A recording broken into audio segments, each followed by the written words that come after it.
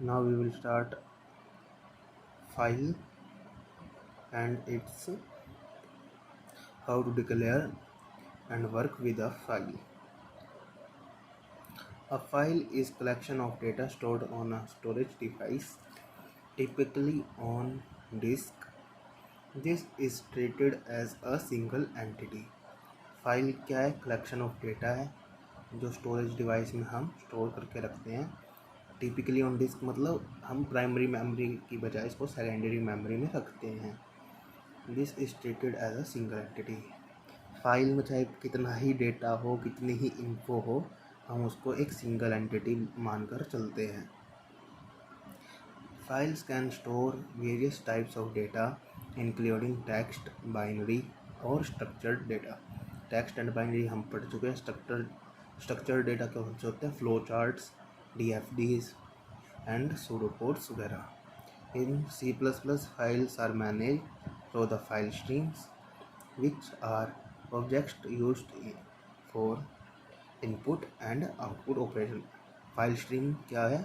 जो मैंने बताया था आपको, हेडर फाइल, एफ स्ट्रीम, जो सारी फाइल्स को की लाइब्रेरीज को ऑलरेडी कंटेन करी हुई है। Here how can you declare and work with files in C++। अब क्वेश्चन क्या बनता है यहाँ से? What is file, how can you declare a file, या फिर how can you work with a file and explain how to end a file. तो मैंने बता दिया 2 नंबर में आपको उसकी डेफिनेशन बतानी है फाइल की। देन हम 8 से 10 नंबर में इसको बताएंगे कि कैसे वो डिक्लेयर और वर्क करता है। एंड देन हम 4 नंबर में बता देंगे कि फाइल एंड कैसे होती है। तो यहाँ से हमारे 3 क्वेश्चन बन गए, जो छोटे भी बन सकते हैं, 8 नंबर के भी बन सकते हैं और 16 नंबर का एक क्वेश्चन भी बन सकता है। पहली डिक्लेरेशन या फिर वर्क कैसे करती है फाइल क्या है? Include header file. You need to include F stream header file which provides classes and function for file input output operation. File के इनपुट आउटपुट ऑपरेशन को कौन प्रोवाइड करती है? क्लासेस और फंक्शन को एफ स्ट्रीम हेडर फाइल। देखो, and hashtag include F stream. Declare file streams. Declare कैसे करेंगे, किसकी हेल्प से करेंगे? तो वो 3 मेन क्लासेस कौन कौन सी होती है हमारी? Ifstream, ofstream and fstream. Ifstream मतलब input file stream, input file stream. Ofstream मतलब output file stream. Input file stream क्या वर्क करती है? ये फाइल को रीड करने के काम आती है input file stream. Output file stream क्या करती है? राइट करने के लिए काम आती है फाइल्स को। एफ स्ट्रीम क्या काम करती है? एफ स्ट्रीम इन दोनों का काम अकेले ही कर देती है। वो फाइल को रीड भी कर सकती है और राइट भी कर सकती है। Example, if stream input file, of stream output file, F stream only file, क्योंकि इसके साथ ना इनपुट फंक्शन है ना आउटपुट है, सिर्फ फाइल। अगेन हम देखेंगे फाइल को ओपन करना हम ऑलरेडी सीख चुके हैं प्रीवियस वीडियो में। तो हमें पता है, हमने प्रीवियस वीडियो में एक ऑब्जेक्ट क्रिएट करवाया था। इधर ही ऐसे इसने करा है, input file dot open input dot TXT। मतलब कोई भी फाइल हमें रीड करवानी है तो हम ऐसा सिंटैक्स यूज़ करेंगे, input file dot open input dot TXT। Right करवानी है तो आउटपुट डॉट TXT। और दोनों फंक्शन एक ही बार में करवाने हो तो simple file dot open data dot TXT, मतलब डेटा के ऊपर जो भी हमें करवाना है, राइट और read. And then iOS access specifier in iOS access specifier out. iOS मतलब input output stream. Input output stream access specifier in का मतलब क्या है कि हमें इनपुट फाइल करवानी है, एक्सेस स्पेसिफायर आउटपुट फाइल करवानी है। फंक्शन फाइल ऑपरेशन कैसे परफॉर्म होंगे? Once the file is open you can perform various input output operation on it using standard stream operation, like ये वाला जैसे हम सी आउट के साथ यूज़ करते हैं एंड सी इन के साथ यूज़ करते हैं for reading and writing data. In data input file हमें पता है इनपुट फाइल क्या करवाती है, रीड करवाती है डेटा को। रीड करवाने के लिए हम हमेशा इस वाले साइन का यूज़ करते हैं, एंड राइट करवाने के लिए हम ये वाला करवाते हैं, क्योंकि हम जब भी देखते हैं सी आउट लिखते हैं ये वाला लगाते हैं और उसके अंदर हम राइट करवाते हैं, सी इन लिखते हैं ये वाला लगाते हैं और हम हमेशा डेटा को रीड करवाते हैं।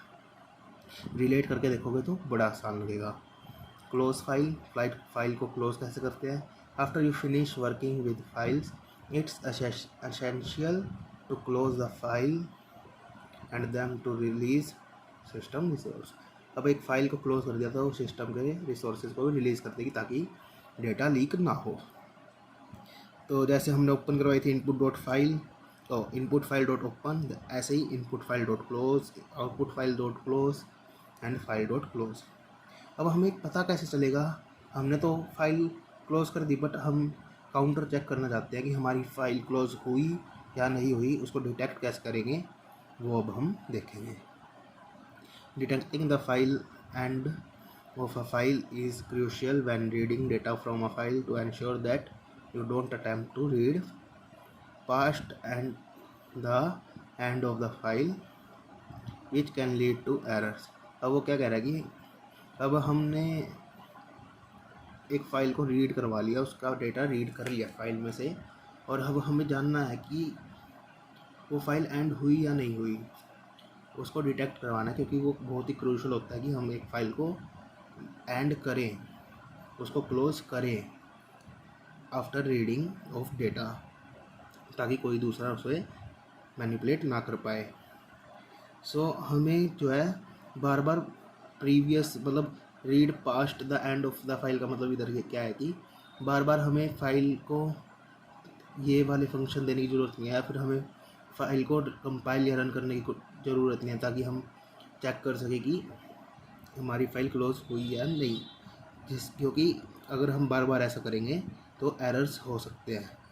तो कैसे हम डिटेक्ट करेंगे end of a file in C++ by the help of EOF method. EOF का मतलब end of file. You can use the end of file method of the input file stream if stream to check whether the end of the file has been reached। कि हम ये वाला function use करके पता लगा सकते हैं कि हमारी फ़ाइल जो है वो ख़त्म हुई या नहीं हुई, वो बंद हुई या नहीं हुई। The EOF method returns true if the end of file has been reached, other returns false। कि अगर हमारी फ़ाइल बंद हो गई है तो EOF मेथड हमें क्या रिटर्न देगा? रिटर्न करेगा वैल्यू ट्रू, अदरवाइज फॉल्स। अगर ट्रू कर देता है तो मतलब हमारी फ़ाइल क्लोज हो गई है, नहीं तो नहीं हुई। इसका सिंटैक्स क्या होता है? इफ स्ट्रीम क्यों? क्योंकि हम फाइल में से रीड कर रहे हैं, ना कि राइट कर रहे हैं। तो input file stream, input file input dot TXT, int data, जो भी हमने डेटा बनाया था वो इंटीजर टाइप का है। वाइल, अब उसे कंडीशन दे रहे हैं क्या कि if file is not and return data, मतलब कि हमें डेटा में बताओ कि हमारी फ़ाइल एंड हुई है या नहीं हुई। However, it's important to note that end of file return true only after an attempted read operation reached the end of the file. It does not predict whether the next file will reach। ये क्या कह रहा है कि ये true तभी देगा जब हम पूरी फाइल को रीड कर लेंगे। हम हाफ फाइल को रीड करने के बाद उसको एंड कर रहे हैं, तो ये प्रेडिक्ट नहीं कर पाएगा कि ऑपरेशन परफॉर्म करेगा या नहीं करेगा दूसरी फाइल्स के लिए।